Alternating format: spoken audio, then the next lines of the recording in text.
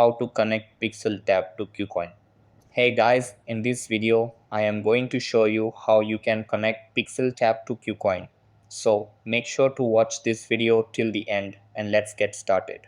So the first thing that you want to do is open up the Pixel tab by using Telegram app on your mobile and make sure the app is updated to the latest version available and you will be redirected to this page.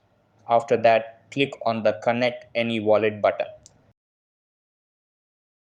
Over here, you will see a list of wallets. Select the KuCoin wallet.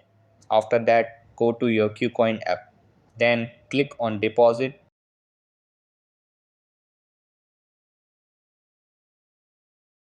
and search for USDT. Next, generate your wallet address. Once you have the wallet address, copy it and paste it back into the Pixelverse dashboard. Finally, click Made It and your wallet will be successfully connected. So that's how you can connect Pixel Tab to KuCoin. That's all for this video.